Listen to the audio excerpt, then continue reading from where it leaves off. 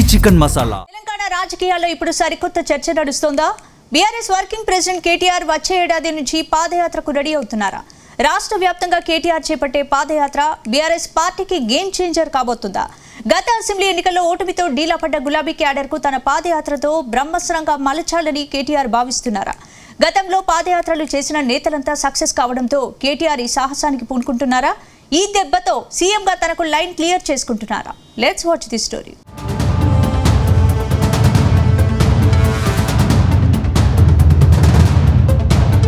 తెలుగు రాష్ట్రాల్లో పాదయాత్రకు ఎంత పాపులారిటీ ఉందో అందరికీ తెలుసు. గతంలో పాదయాత్ర చేసిన నేతలంతా సక్సెస్ అయ్యారు. ప్రజా సమస్యలు తెలుసుకునేందుకు లీడర్లకు పాదయాత్ర ఎంతగా ఉపయోగపడిందో వారికి ఊహించని పదవులను తీసుకొచ్చింది. కొందరైతే ఏకంగా ముఖ్యమంత్రులే అయ్యారు. వీరిలో మాజీ సీఎం వైఎస్ రాజశేఖర రెడ్డి గురించి ప్రత్యేకంగా చెప్పాలి. ఉమ్మడి రాష్ట్రంలో కాంగ్రెస్ పార్టీని అధికారంలోకి తీసుకొచ్చేందుకు ఆయన చేవెళ్ల నుంచి పాదయాత్ర మొదలుపెట్టి శ్రీకాకుళం జిల్లా ఇచ్చాపురం వరకు సాగింది. ఆ తర్వాత 2014 ఎన్నికలకు ముందు చంద్రబాబు కూడా పాదయాత్రని నమ్ముకుని అధికారంలోకి వచ్చారు. చిత్తూరు జిల్లా కుప్పం నుంచి పాదయాత్ర చేసిన చంద్రబాబు దాదాపు 3000కు పైగా కిలోమీటర్లు పాదయాత్ర చేశారు. 65 ఏళ్ల వయసులోనూ చంద్రబాబు పాదయాత్ర విరామం లేకుండా సాగింది. ఆయన తర్వాత అదే సెంటిమెంట్ ను ఫాలో అయిన వైఎస్ జగన్ కూడా ముఖ్యమంత్రి పీఠం అందుకున్నారు. 2024 ఎన్నికలకు ముందు కూడా నారా లోకేష్ పాదయాత్ర చేసి మంత్రి అయ్యారు. ఇక తెలంగాణలో అప్పటి టీపీసీసీ చీఫ్ రేవంత్ రెడ్డి పాదయాత్ర చేశారు. ఆయన ముఖ్యమంత్రి అయ్యారు. ఇప్పుడు ఇదే సెంటిమెంట్ ను కంటిన్యూ చేసేందుకు కేటీఆర్ కూడా రెడీ అవుతున్నట్టు తెలుస్తోంది.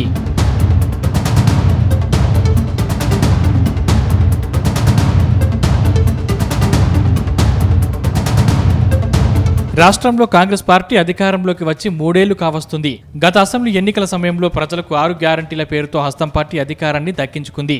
కానీ 6 గ్యారంటీల అమలులో వైఫల్యాల్ని ప్రజల్లోకి బలంగా తీసుకెళ్లడమే కేటీఆర్ ప్రధాన లక్ష్యంగా కనిపిస్తోంది. ముఖ్యంగా రైతాంగ సమస్యల్ని ఫోకస్ చేయనున్నారు. రుణమాఫీ సగం మందికి కావడం, రైతు బంధు, రైతు భరోసా నిధుల విడుదలపై క్షేత్రస్థాయిలో అసంతృప్తిని క్రాష్ చేసుకోవడం లాంటి అంశాలను పాదయాత్రలో గుర్తు చేసే ఛాన్స్ ఉందట.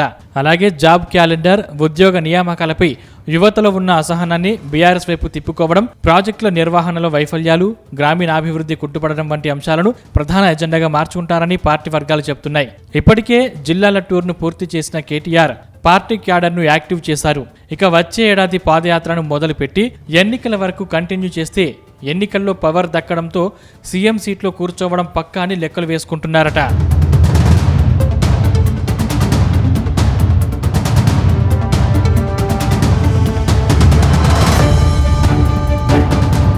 గతంలో బీఆర్ఎస్ 10 ఏళ్లు అధికారంలో కొనసాగింది. ఆ సమయంలో గులాబీ లీడర్లంతా ప్రజలకు కొంత దూరం అయ్యారనే విమర్శ ఉంది. ఇప్పుడు నేరుగా ప్రజల వద్దకు వెళ్లడం ద్వారా ఆ దూరాన్ని తగ్గించుకోవాలని కేటీఆర్ యోచిస్తున్నారని తెలుస్తోంది. ప్రతి నియోజకవర్గంలో స్థానిక సమస్యల్ని తెలుసుకుంటూ ప్రజలతో మమేకం కావడం ద్వారా పార్టీ శ్రేణుల్లో కొత్త ఉత్సాహాన్ని నింపవచ్చనే ఆలోచనలో ఉన్నారట. నిరంతరం ప్రజల్లో ఉండే నాయకుడికి క్యాడర్ ఎప్పుడు అండగా ఉంటుందనే నమ్మకం బీఆర్ఎస్ నాయకత్వంలో వ్యక్తమవుతుంది. ఇప్పటికే కేటీఆర్ కు అర్బన్ ఏరియాల్లో యువతలో మంచి క్రేజ్ ఉంది. కానీ ఈ పాదయాత్ర ద్వారా ఆయన గ్రామీణ ప్రాంతాల్లోని రైతులు, మహిళలు, అట్టడుగు వర్గాలకు ఎంతవరకు కనెక్ట్ కాగలరనే దానిపైనే బీఆర్ఎస్ భవిష్యత్తు ఆధారపడి ఉంటుందని అంటున్నారు. ఇప్పటి వరకు కేటీఆర్ ఎక్కువగా హైటెక్, డెవలప్మెంట్, ఐటీ లీడర్గా ముద్రపడ్డారు.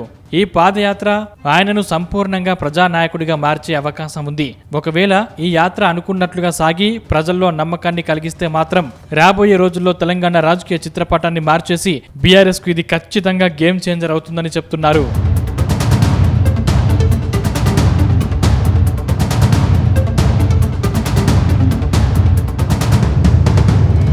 మొత్తం మీద సీఎం కుర్చీని టార్గెట్ గా మొదలయ్యే కేటీఆర్ పాదయాత్ర రూట్ మ్యాప్ పై త్వరలోనే ఓ ప్రకటన వచ్చే ఛాన్స్ ఉందని అంటున్నారు. ఏ జిల్లాల్లో ఆయన పాదయాత్ర మొదలవుతుంది, ఎంతకాలం కొనసాగుతుంది, ఏ మార్గంలో సాగుతుంది వంటి వివరాల్ని అధికారికంగా ప్రకటిస్తారట.